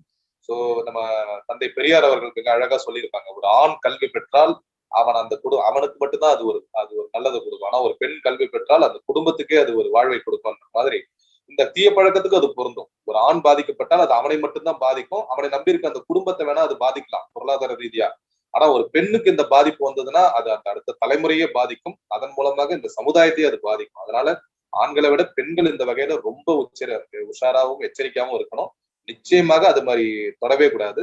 பெரும்பாலும் நாங்க பெண்கள் கல்லூரியில போகும்போது 90% நம்ம தமிழ்நாட்டை பொறுத்தவரை நம்ம கொஞ்சம் பெருமையாவே சொல்லலாம். நீங்க சொன்ன மாதிரி ஓரிரு இடங்கள்ல ஒரு சிலர் அதை செஞ்சாலும் கூட 99% பேர் பெண்கள் இன்னும் இந்த பழக்கத்துக்கு அடிமையாகல. ஏன்னா இன்னும் அந்த பெண்ணுக்கு உரிய அந்த மாண்போட தான் இருக்காங்க. நான் பொதுவா சொல்லுவேன், புகைப்பிடிக்கும் ஆண்களை பெண்களே நீங்கள் கைப்பிடிக்காதீர்கள் அப்படின்ட்டு நான் பொதுவா சொல்லுவேன். அதுக்கு பயங்கரமான வரவேற்பு இருக்கும் பெண்கள் கல்லூரியில, பெண்கள் மத்தியில. அந்த அளவிற்கு புகைப்பழக்கத்துக்கு எதிரானவங்களாகவும் மது பழக்கத்துக்கு எதிரானவங்களாகவும் தான் இருக்காங்க. பாதிப்புன்னு பார்க்கும்போது நீங்க சொன்ன மாதிரி பல்வேறு பாதிப்புகள் இருந்தாலும் இந்த கருப்பையில் ஏற்படுகின்ற புற்றுநோய், அது இல்லாம அவங்களுடைய குழந்தை பிறப்பில் ஏற்படுகின்ற பல்வேறு பிரச்சனைகள், மறைமுகமாக அந்த குழந்தைகளுக்கு அந்த நோய் கடத்தப்படுவது, இது போன்ற பல்வேறு பிரச்சனைகளை இந்த பெண்களுக்கு இது உருவாக்கக்கூடிய வாய்ப்பு இருக்குது. ஸோ அதனால எப்பாடுபட்டாவது இந்த பழக்கத்துக்கு ஆளாகவே கூடாது. ஒருவேளை அப்படி ஆளாக இருந்தாலும் எப்படியாவது ஏதாவது ஒரு அணுகுமுறையின் மூலமாக அதுல இருந்து உடனடியாக மீண்டு விட வேண்டும். கண்டிப்பா ஐயா, அழகா சொன்னீங்க. இதுக்கு முன்னாடி கூட அந்த இளைஞர்களை பத்தி சொல்றப்ப சொல்லியிருந்தீங்க. விவேகானந்தர் ஐயா சொன்ன மாதிரி, என்னிடம் 100 இளைஞர்களை தாருங்கள், இந்த நாட்டினை நான் வல்லரசாக்கி காட்டுகிறேன்னு சொல்லியிருப்பாரு. அப்போ இளைஞர்கள் இந்த சமுதாயத்துக்கு எவ்வளவு முக்கியம் அப்படிங்கிறத நம்ம தெரிஞ்சுக்கிறோம். ஏன்னா நிறைய ஆற்றல், நிறைய கண்டுபிடிப்புகள், நிறைய அறிவியல் வளர்ச்சிகள், அதாவது சின்ன வயசுல கூட நிறைய கண்டுபிடிப்புகள்லாம் பசங்க கண்டுபிடிக்கிறாங்க. அந்த மாதிரி நிறைய நல்ல விஷயம் இருக்கிறப்ப இந்த மாதிரி ஒரு தீய எண்ணங்களோ அல்லது தீய செயல்களோ ஒரு மனிதனை எந்த அளவுக்கு தவறான மனிதங்கிறது சமுதாயத்துல பிரதிபலிக்கிறதுங்கிறத புரிஞ்சு இதை மாத்திக்கிட்டாங்க அப்படின்னா கண்டிப்பா இந்த நாட்டை வல்லரசாக்கக்கூடிய இளைஞர்கள்லாம் கண்டிப்பா அதை மாற்றியே தீருவாங்கன்னு சொல்லி நான் ஆணித்தரமா சொல்றேங்க ஐயா. அதே மாதிரி இந்த பெண்களை பத்தி நான் கேட்டிருக்கப்ப சொன்னீங்க, இந்த தாய்ப்பால் அப்படிங்கிறது எவ்வளவு ஒரு முக்கியமான ஒரு அமிர்தம். தன்னுடைய ஒரு தாயானவள் ஒரு ரத்தம், தன்னுடைய ரத்தத்தை ஒரு உணர்வு பூர்வமாக அந்த குழந்தைக்கு பாலா கொடுக்கிறா. இந்த பாலை கொடுக்கறப்ப அது நான் ஒரு நோயை கொடுக்குறேன், ஒரு நோயை இந்த குழந்தைக்கு கொடுக்குறேன்னு அவங்க நினைச்சு பார்க்கணும். இந்த ஒற்றை வார்த்தையை மட்டும் அவங்க நினைச்சிட்டாலே போதும். கண்டிப்பா இவங்களும் நலமா இருப்பாங்க, அந்த குழந்தையும் நலமா இருக்கும். நீங்க சொன்ன மாதிரி ஒரு சந்ததிகளை வளர்க்கறது இல்லைன்னா ஒரு குழந்தைய ஒரு தலைமுறையை உருவாக்குற ஒரு பொறுப்பு இந்த பெற்றோர்களுக்கு இருக்குது. இது எதுவுமே ஆரோக்கியமான ஒரு வாழ்க்கையா இருக்கணும். நிறைய பாத்தீங்கன்னா குழந்தையே இல்லைன்னு நிறைய கோயிலுக்கு போவாங்க, எவ்வளவோ ஒரு டெஸ்ட் எல்லாம் பண்ணுவாங்க, எத்தனையோ லட்சம் டெஸ்ட் பேபி எல்லாம். இதெல்லாம் தேவையே இல்லை. நம்ம உடல் ஆரோக்கியமா இருந்தாலே இந்த மாதிரி விந்தணுக்களை செலுத்தி நம்ம செயற்கை முறையிலேயோ இல்லைன்னா இந்த மாதிரி இது எதுவுமே குழந்தைய கருத்தரிக்கக்கூடிய சூழ்நிலையே வேண்டாம். அவங்களுடைய உடலும் மனதும் ஆரோக்கியமா வச்சுக்கிட்டாலே கண்டிப்பா இந்த குழந்தை செல்வங்கள் நிறைய இருக்கும், ஒரு நல்ல சமுதாயம் இருக்கும்னு நான் சொல்றேன். அதே மாதிரிங்க ஐயா, இப்போ பசங்க எல்லாம் என்ன பண்றாங்கன்னா ஸ்கூல் பக்கத்திலேயே எல்லாமே இருக்குது, இந்த பாக்கெல்லாம் விக்கிறாங்க அப்படின்னு சொல்லி வைக்கிறாங்களே. இந்த பள்ளிக்கு அருகே பள்ளி அல்லது கல்லூரிக்கு அருகில் இருக்கக்கூடிய இந்த கடைகள் எல்லாம் விக்கிறாங்க, தடை பண்றாங்கன்னு சொல்றாங்க. ஆனா அந்த முறையா அத யாருமே அத செக் பண்றது கிடையாது. இதுக்கு அந்த அரசாங்கத்தினுடைய ஒரு தவறா இல்ல எப்படிங்க ஐயா இது? அதுதான் நீங்க முன்னாடியே சொன்ன மாதிரி, நான் ஏற்கனவே நம்ம நிகழ்ச்சியில சொன்னேன், cigarette and other tobacco products act அப்படின்னு சொல்லிட்டு 2003 போடப்பட்ட சட்டம், மிக தீவிரமான ஒரு சட்டம் அது. அந்த சட்டத்தின் மூலமாக கண்டிப்பா இது மாதிரி பொது இடங்கள்ல பள்ளி கல்லூரிகளை சுற்றி விற்கக்கூடாதுன்னு போடப்பட்டிருக்காங்க. 90% அது கடைபிடிக்கிறாங்க. பட் எல்லா இடங்கள்லயும் அரசாங்கம் போயிட்டு, அரசாங்க ஊழியர்கள் போயிட்டு இதை பார்க்கறதுன்றது ரொம்ப ரொம்ப ஒரு பிராக்டிக்கலா ரொம்ப டிஃபிகல்ட்டான ஒரு விஷயம் தான். ஏன்னா இத்தனை கோடி மக்கள் தொகை கொண்ட இந்த நாட்டுல ஒவ்வொரு இடத்துலயும் நம்ம போய் அதை பார்த்துக்க முடியாது. சோ அரசாங்கம் அதை செய்யல அப்படின்னு சொல்ல முடியாது, செய்யறாங்க. ஆனா எல்லா இடத்துலயும் அவங்களால முழுமையா அதை செய்யக்கூடிய சூழ்நிலையில அவங்களுக்கு அதுக்கு தேவையான நேரமும் இல்லை, அந்த அளவுக்கு அந்த ஆள் பலமும் இல்லைன்னு தான் சொல்லணும். அதுக்குதான் நம்ம தனிப்பட்ட முறையில தனிப்பட்ட மனிதர்களாக, உதாரணத்துக்கு இப்போ ஒரு பள்ளி கல்லூரியை சுற்றி ஒரு இடத்துல விற்கிறாங்கன்னு சொன்னா அந்த பள்ளி கல்லூரியில் படிக்கும் மாணவர்களே அதை போயிட்டு அங்க விற்கக்கூடாது அப்படின்ற ஒரு விதமான ஒரு கோட்பாட்டை உருவாக்கலாம். அந்த பள்ளியில் பணிபுரிகின்ற ஆசிரியர்கள் போயிட்டு அவங்க அதுக்கு அந்த பள்ளிக்கூடத்தை சுத்தி விற்காத ஒரு சூழலை உருவாக்கலாம். இப்படி ஒவ்வொருத்தவங்களும் அவங்கவுங்களுடைய அந்த பகுதியில இந்த புகைப்பழக்கமோ இல்ல புகையிலை விற்கிறதையோ தடை செய்யணும்ன்ற எண்ணத்தோட செயல்பட்டாங்கன்னா இது ரொம்ப சாத்தியம். அரசாங்கத்தை பொறுத்தவரையும் எல்லா இடத்துக்குமே அந்த அரசாங்க அதிகாரிகள் போவதுன்றது கொஞ்சம் அது வந்து பாசிபிலிட்டிஸ் கம்மி தான். இவ்வளவு மக்கள் தொகை இருக்க இடத்துல அந்த அளவுக்கு அதை அவங்க வந்து தீவிரமா செய்ய முடியுமான்றது நம்ம கொஞ்சம் யோசிக்கணும். அதனால அப்படி அவங்களால போக முடியாத ஒரு சில இடங்கள்ல தான் நீங்க சொன்ன மாதிரி ஒரு சிலர் மறைமுகமாக திருட்டுத்தனமாக இந்த மாதிரி சட்டங்கள் இருந்தா கூட அந்த சட்டத்தை மீறி செய்யறாங்க. இதுல ஒவ்வொரு தனி மனிதருக்கும் அந்த சமூக பொறுப்பு இருக்கணும். இந்த புகைப்பழக்கம் இருக்கிறவங்க யாரா இருந்தாலுமே அந்த புகையிலை விற்கிறவங்களுக்கு இதன் மூலமாக நம்ம ஒரு சமூகத்தை கெடுக்கிறோம், ஒரு சந்ததியை கெடுக்கிறோம், இந்த தேசத்தோட நலனை கெடுக்கிறோம், இந்த தேசத்தின் வளர்ச்சியை தடுக்கிறோம் அப்படின்ற ஒரு எண்ணம் இருந்ததுன்னா அவங்க அதை செய்ய மாட்டாங்க. பணம் சம்பாதிப்பதற்கு பல்வேறு தொழில்கள் இருந்தா கூட இதை வந்து ஒரு பாவப்பட்ட தொழிலாக நினைக்கணும். பட் அவங்களுடைய பல கருத்துக்கள், நாங்க பல கருத்தரங்கள்ல பேசும்போது என்ன சொல்றாங்கன்னா, அரசாங்கமே இது செய்யும் போது தனிநபர்கள் நாங்க என்ன செய்ய முடியும் அப்படின்னு கேட்கிறாங்க. அந்த கேள்விக்கு நம்மளால ஒரு சரியான விடை சொல்ல முடியல. ஏன்னா அரசாங்கம் என்பதுதான் நம்ம ஆளக்கூடிய ஒரு அமைப்பு. அதுவே இந்த மதுவுக்கும் புகைக்கும் ஒரு பெரிய அளவுல ஒரு இரும்பு கரம் கொண்டு தடுக்காதப்போ தனி மனிதர்களை நம்ம சாடுவதும் சரியான விஷயம் இல்லை. அதனாலதான் நான் முன்னாடியே சொல்லிட்டு இருக்கேன், திட்டம் போட்டு திருடுற கூட்டம் திருடி கொண்டே இருக்கின்றது, அதை சட்டம் போட்டு தடுக்கின்ற கூட்டம் தடுத்து கொண்டே இருக்கின்றது. திருடனாய் பார்த்து திருந்தாவிட்டால் திருட்டை ஒழிக்க முடியாது. அதனால ஒவ்வொரு தனி மனிதனும் இதற்கான முயற்சிகள்ல ஈடுபடணும். அதே மாதிரி ஒவ்வொரு அமைப்புகளும் அதை சுற்றி இருக்கின்ற பகுதிகளில் இந்த பாதிப்பு இல்லாம இருந்தாலே போதும். எங்களுடைய இயக்கம் சார்பா நாங்க நடத்துற பல்வேறு நிகழ்ச்சிகள்ல இந்த மாதிரி புகையிலை விற்காத கடைகளுடைய அந்த அதிபர்களை நாங்கள் கௌரவிப்பதையே ஒரு வழக்கமா வச்சிருக்கோம். அதன் மூலம் மறைமுகமா அவங்களுக்கு ஒரு உற்சாகத்தை கொடுக்குறோம். அதை பார்த்துட்டு பல கடைக்காரர்கள் அவங்க புகையிலை நிற்கிறத வந்து அவங்க ஸ்டாப் பண்ணிடுறாங்க. ஸோ அதன் மூலமாக மறைமுகமான முறையில இந்த ஒரு மாற்றத்துக்கான ஒரு விதையை நாங்க தூவுறோம். புகையிலை விற்காத கடைகள்ல நோ ஸ்மோக்கிங் ஜோன் அப்படின்னே ஒரு போர்டு வைக்க சொல்றோம். அப்படி யாரெல்லாம் வைக்கிறாங்களோ அவங்களுக்கு ஒரு சிறப்பு பரிசுகளை கொடுத்து பல்வேறு நிகழ்ச்சிகள்ல அவங்களை நாங்க கௌரவிக்கிறோம். தேவைப்பட்ட அரசாங்கத்தின் மூலமாகவும் சில நல்ல விஷயங்களை அவங்களுக்கு நடப்பதற்கு உதவி செய்யறோம். இப்படி கொஞ்சம் கொஞ்சமா நம்மளால முடிஞ்ச முயற்சிகளை நம்ம செய்யறோம். அப்படி இருக்கிறவங்களுடைய அந்த எண்ணிக்கை அதிகரிக்கும் போது நீங்க சொல்ற அந்த மறைமுகமாக திருட்டுத்தனமாக இந்த புகையிலை விற்பவர்களுடைய எண்ணிக்கை குறைஞ்சிட்டே வரும். ஒரு கட்டத்துல முழுமையா அது நீக்கப்படும்ன்றதுதான் என்னுடைய கருத்து. மிக சிறப்பு ஐயா. அதாவதுங்க ஐயா, நீங்க இந்த சமுதாயத்துல வந்து இந்த புகையில ஒழிக்கிறதுக்காக நிறைய விஷயங்களை பண்ணிக்கிட்டு இருக்கிறீங்க. அவங்களுக்கு நேரடியாவும் அந்த நபர்களை நீங்க சந்திக்கிறீங்க. அது மாதிரி நீங்க நேரடியா ஒவ்வொரு தனியா வரக்கூடிய அந்த நபர்களையும் அவங்களுடைய வாழ்க்கையில பல மாற்றங்களை ஏற்படுத்தணும்னு நிறைய விஷயம் சொல்லியிருப்பீங்க. அது இல்லாம இந்த சமுதாயத்துக்காக நீங்க வந்து பெரிய அளவுல என்னென்ன விழிப்புணர்வுகள் எல்லாம் பண்ணிருக்கிறீங்க. இதை குறிச்சு உள்ள உங்களுடைய லட்சியங்கள் என்னையா? உங்களுடைய வாழ்க்கை பாதை வந்து ஒரு நல்ல சரியான பாதையை நோக்கி போயிட்டு இருக்குது. உங்களுடைய லட்சியங்கள் என்ன, எதிர்கால லட்சியங்கள் என்ன அப்படின்னு சொல்லி கொஞ்சம் விரிவா சொல்லுங்க ஐயா. அருமையான கேள்வி கேட்டிருக்கீங்க. ஆக்சுவலா எங்களுடைய இயக்கம் வந்து பாத்தீங்கன்னா புகையிலை இல்லாத சமுதாய இயக்கம். இது அமைப்புகளின் மூலமாக பல்வேறு விதமான கிளைகளோட செயல்பட்டு இருக்கு. கடலூர் மற்றும் புதுச்சேரியை பொறுத்தவரை இந்த அமைப்புக்கு நாங்க டாக்டர் கலாமுடைய பேர்ல தான் ஆரம்பிச்சிருக்கோம். டாக்டர் கலாம் புகையிலை இல்லா சமுதாய இயக்கம். ஒரு புகையிலை இல்லாத சமுதாயத்தை உருவாக்க வேண்டும், ஒரு புற்றுநோய் இல்லாத சமுதாயத்தை உருவாக்க வேண்டும் அப்படின்றது எங்களுடைய அடிப்படை குறிக்கோள். இது எப்படின்னா, பொதுவா என்னுடைய இந்த இயக்கம் ஆரம்பிச்சதோட நோக்கம் எப்படின்னா, என்னுடைய மருத்துவமனைக்கு வருகின்ற பல்வேறு நோயாளிகள் இந்த புகையிலை பழக்கத்தால அது பல்லில் ஏற்படுகின்ற பிரச்சனையா இருந்தாலும் சரி, புற்றுநோய் போன்ற உயிருக்கு ஆபத்தை விளைவிக்கக்கூடிய பிரச்சனையாக இருந்தாலும் சரி, அதை நம்ம ஸ்டாப் ஸ்மோக்கிங் அப்படின்னு சொல்லிட்டு அவங்களால அதுல இருந்து மீள முடியல. மீண்டும் ஒரு குறிப்பிட்ட காலத்திற்கு பிறகு மீண்டும் மீண்டும் அதுக்கு அடிமையாயிடுறாங்க. அப்போ ஒரு மருத்துவரா வெறும் ஒரு ஸ்டாப் ஸ்மோக்கிங், புகை பழக்கத்தை நிறுத்துருங்க அப்படின்னு சொல்றது மட்டும் நம்ம கடமை இல்லை.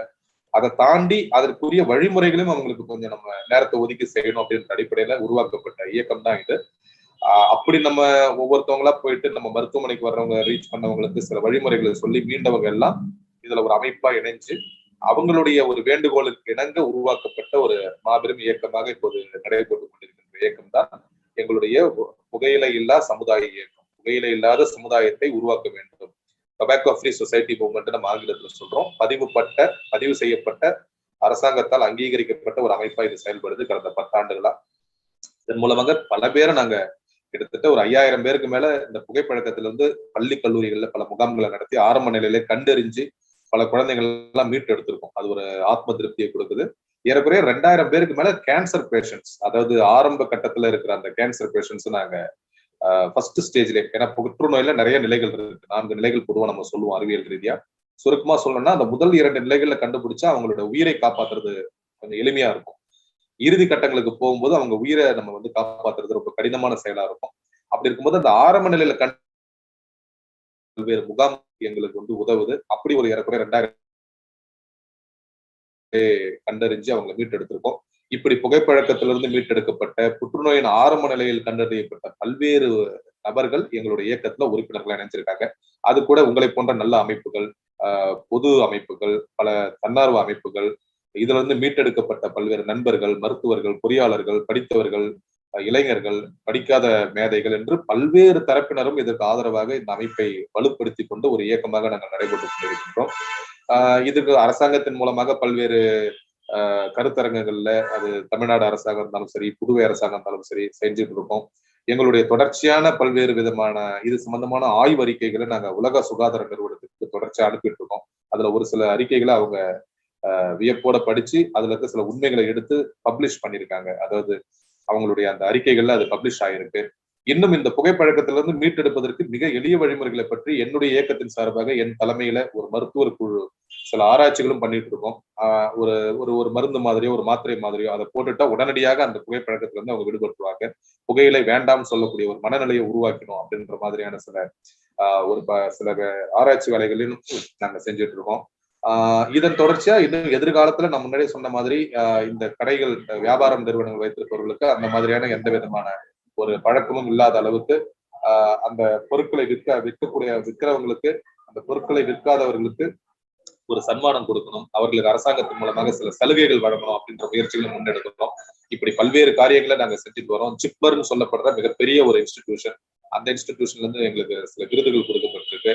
இன்னும் பல்வேறு பொது அமைப்புகளின் மூலமாக, சமூக அமைப்புகள் மூலமாக, பல பெரும் தலைவர்கள் மூலமாக, பல பெரும் அமைப்புகளின் மூலமாக பல்வேறு அங்கீகாரங்கள் பெற்று எங்களுடைய ஒரே நோக்கமாக இந்த புகையிலை இல்லாத சமுதாயமாக, ஒரு புற்றுநோய் இல்லாத சமுதாயமாக உருவாக்கணும் அப்படின்னு சொல்லியிருக்கோம். இதை தொடர்ச்சியாக எதிர்காலத்துல எங்களுடைய திட்டம் என்னன்னா, இதை இன்னும் விரிவுபடுத்தி புகையிலை என்பதே இந்த உலகத்தில் இல்லை, இது நம்ம தமிழ்நாட்டுல மட்டுமல்ல, நாம் சார்ந்திருக்க பகுதி மட்டுமல்ல, நம் தேசம் மட்டுமல்ல, ஒட்டுமொத்த உலகத்திலுமே புகையிலை இல்லை அப்படின்ற அளவுக்கு உருவாக்கணும். அதனாலதான் எங்களுடைய இயக்கத்தின் பேரே நாங்க TFSM இன்டர்நேஷனல் வச்சிருக்கோம், tobacco free society movement international. ஏன்னா இது உலக லெவல்ல பிரச்சனையை உருவாக்கக்கூடிய இயக்கம். புற்றுநோய் என்பது வெறும் இந்தியாவிலோ தமிழ்நாட்டிலோ மட்டும் அல்ல, உலகமெங்கும் பல குழந்தைகள் இதுல பாதிக்கப்படுறாங்க. நான் முன்னாடியே சொன்ன மாதிரி பேசிவ் ஸ்மோக்கிங் அதுல பாதிக்கப்படுறாங்க. செகண்ட் ஹேண்ட் ஸ்மோக்னு சொல்லப்படுற அந்த பழக்கமே இல்லாதவர்களுக்கு கூட இந்த புகைப்பை அவங்களை பாதிக்குது. இப்படி எல்லாரையுமே இந்த பழக்கத்திலிருந்து மீட்டெடுக்கணும்ன்ற அடிப்படையில எதிர்காலத்துல நிறைய திட்டங்கள் வச்சிருக்கோம். வெகு விரைவில் நாங்க வந்து மாதம் 2 முறை கண்டிப்பாக, இந்த கொரோனா காலம் என்பதனால் இப்போது எல்லாமே ஆன்லைன் மூலமா பண்ணிட்டு இருக்கோம். பல்வேறு சிறப்பு முகாம்களும் சரி, சிறப்பு விழிப்புணர்வு நிகழ்ச்சிகளும் சரி. மீண்டும் இந்த கொரோனா காலம் முடிந்த பிறகு மீண்டும் மக்களை சென்று நேரில் சந்தித்து இந்த விழிப்புணர்வையும், நான் சொன்ன அந்த ஸ்கிரீனிங் கேம்ப் மூலமாக இந்த புற்றுநோயிலிருந்து மீட்டெடுக்கக்கூடிய அந்த வேலைகளையும் நாங்க தொடர்ச்சியா செய்வோம். இதுதான் எங்களுடைய நோக்கம். ஒரே வரியில சொல்லணும்னா, ஒரு புற்றுநோய் இல்லாத சமுதாயம், புகையிலை இல்லாத சமுதாயத்தை உருவாக்கணும்ன்றத எங்களுடைய அடிப்படை குறிக்கோள். அதன் மூலமாக ஒரு வலிமையான, வளமான பாரத தேசத்தை உருவாக்கி வளமான, வலிமையான மனித சமுதாயத்தை உருவாக்கணும் அப்படின்றது எங்களுடைய எண்ணம். மிக சிறப்பு ஐயா. இவ்வளவு நேரம் போனதே தெரியல. கிட்டத்தட்ட 1 மணி நேரத்துக்கு மேலேயே நம்ம பேசியிருக்கோம். அவ்வளவு நல்ல பயனுள்ள தகவல்லாம் நீங்க சொல்லியிருக்கிறீங்க. இளைஞர்களுக்கும் சரி, அது மாதிரி பெண்களுக்கும் வந்து நிறைய பயனுள்ள தகவல் சொன்னீங்க.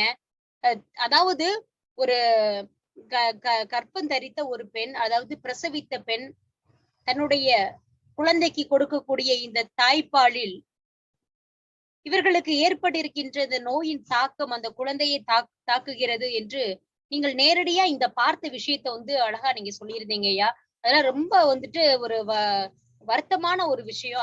அது மட்டும் இல்லாமல் சின்ன பசங்கள்ல இருந்து நிறைய பேர் தவறான வழிக்கெல்லாம் போறாங்க. இதனால அவங்களோட உடல் ரீதியா, மன ரீதியா நிறைய பாதிப்புகளை வந்து வருது.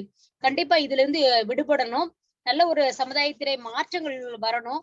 நீங்க சொல்லியிருந்ததுல ஒரு முக்கியமான விஷயம் என்னன்னா, எந்த கடைகள்ல இந்த மாதிரி எந்த புகையிலையும் நாங்க விற்கல, எந்த வித விற்பனைகளும் இங்க இல்ல அப்படின்னு சொல்லி 100க்கு 100 தெளிவா எங்களுக்கு தெரிஞ்சிச்சு. இல்லைன்னா அவங்க தெரியப்படுத்தினாங்க அப்படின்னா, எங்களால முடிந்த அளவிற்கு அவர்களுக்கு நாங்க உதவி செய்வோம் அப்படின்னு சொல்லி ரொம்ப சிறப்பா சொல்லியிருக்கிறீங்க. இந்த மாதிரி எல்லாம் யாருமே வந்துட்டு அவங்களுக்கு கூட அந்த நிலையிலிருந்து அடுத்த கட்டத்திற்கு, இந்த சமுதாய மாற்றத்திற்கு செல்லக்கூடிய அந்த வழிகளை நீங்க உருவாக்குறீங்க. இதுதான் உங்களுக்கான ஒரு சரியான பாதை. அதாவது இந்த மாதிரி தன்னார்வலர்கள் தான் கண்டிப்பா சமுதாயத்தை மாற்ற முடியும். அது மட்டுமல்ல, அதாவது அவங்களுக்கு அந்த உதவிகள் கிடைக்கிறப்ப கண்டிப்பா சின்ன கடைகளையும் பெரிய கடைகளையும் இந்த மாதிரி புகையிலை விற்க வந்து கண்டிப்பா வந்து தடங்கல் பண்ணிருவாங்க. அது மாதிரி இந்த புகையிலையில வந்துட்டு அடிமையா இருக்கக்கூடிய ஒவ்வொரு மனிதர்களும் இதுல இருந்து முழுமையாக விடுபடுவதற்காக ஒரு மாற்று மருந்து அழகா சொல்லியிருந்தீங்க. நாங்க வந்துட்டு எல்லார் மருத்துவர்களும் ஒன்றிணைஞ்சு ஒரு குழுக்கள் அமைத்து அவர்கள் இதில் இருந்து முழுவதுமாக 100% முழுமையாக விடுபட்டு தங்களுடைய வாழ்க்கையில் அமைதியும் சமாதானமும் மகிழ்ச்சியும் ஏற்படுவதற்காக நாங்கள் மருந்துகளை தயார் செய்வதற்கான ஒரு குழுக்களை அமைத்து நாங்கள் ஆலோசனை செய்து கொண்டிருக்கின்றோம். கூடிய விரைவில் அதை நாங்கள் அதிகாரப்பூர்வமாக நாங்கள் அளிப்போம் என்று அழகானது ஒரு நல்ல ஒரு தன்னம்பிக்கை வார்த்தைகளை கொடுத்திருக்கீங்க ஐயா. கண்டிப்பா இதுக்குன்னு அடிமையா இருக்கக்கூடிய அத்துணை மக்களுக்கும் இது ஒரு நல்ல ஒரு வழியா இருக்குன்னு சொல்லி நான் நினைக்கிறேன். மிக்க மகிழ்ச்சி ஐயா.